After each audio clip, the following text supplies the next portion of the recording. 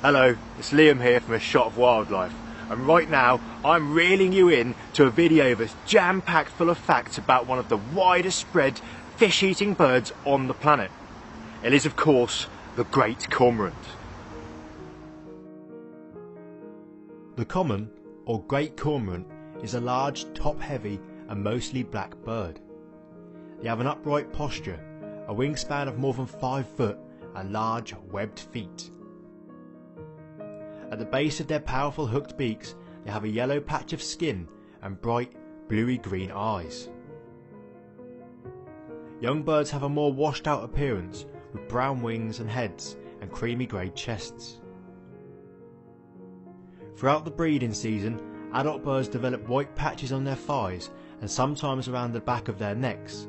Their wing feathers become more of an iridescent bronze colour, and they grow a small crest of black feathers which can be held upright but also flat to their heads.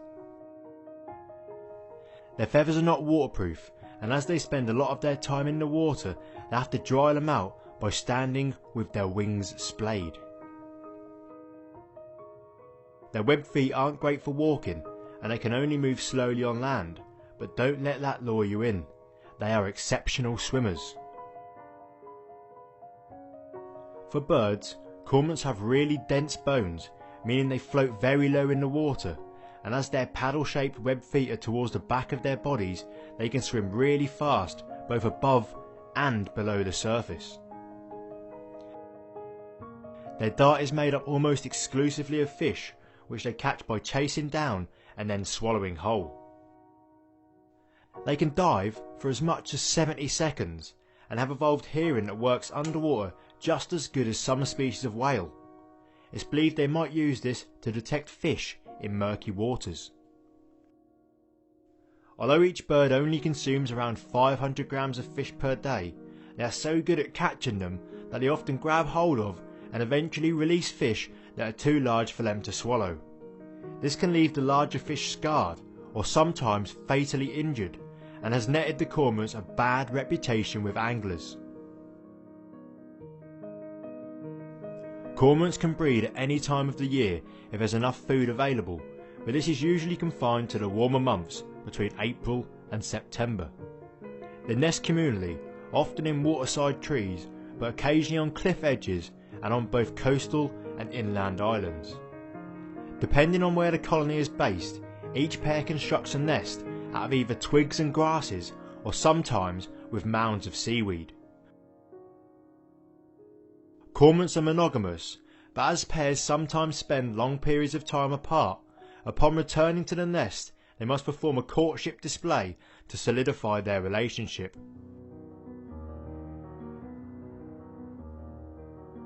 If they impress their mates and they take the bait, egg laying can begin. Each female produces between 3 and 6 pale blue or green coloured eggs. These are incubated for 28 to 31 days, and just like penguins, sometimes the parents will lift the eggs on top of their feet to keep them closer to the warmth of their bodies. When the chicks hatch out, they are covered in a layer of dark brown down and look remarkably like their parents, albeit more gangly versions. Their parents feed them on regurgitated fish for 50 days before they can fledge. After fledging, the young birds stay with their parents for several more weeks as they learn how to catch fish for themselves.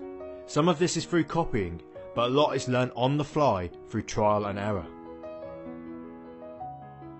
Long-term studies have shown that cormorant numbers have increased by around 40% since 1986.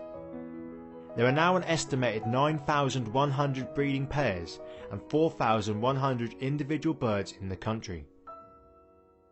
This increase in population is most noticeable inland, on freshwater lakes and rivers, as cormorants are spreading at a steady rate to new areas and new food sources. Until 1940, cormorants were mainly found around the coast and were only known to breed at 6 inland sites, but now they are found at more than 100. No one is exactly sure why these birds seem to have begun casting out into inland areas rather than their traditional coastal breeding sites. Perhaps this was caused by a lack of food in the oceans, or maybe they've been drawn in by the ready supply of fish in fisheries and stocked ponds and lakes. Cormorants have a few interesting behaviours and are one of the only species of bird that are known to work together to catch fish. Cormorants have also been used historically by people to catch fish, although these days it's pretty much only practised for the benefits of tourists. Cormorants can be really long-lived birds with an average of 15 years, and one individual made it to a whopping 27 years and 2 months of age. Well, hopefully by now you've learned some new information about the cormorant. But did you notice I was also including some terrible fishing puns in this video? If you managed to count how many I've included, then throw me a line in the comments down below and let me know how many. If you did enjoy this video, check out this other British wildlife video now and consider subscribing to the channel for future content. Thanks for watching, and I'll see you next time.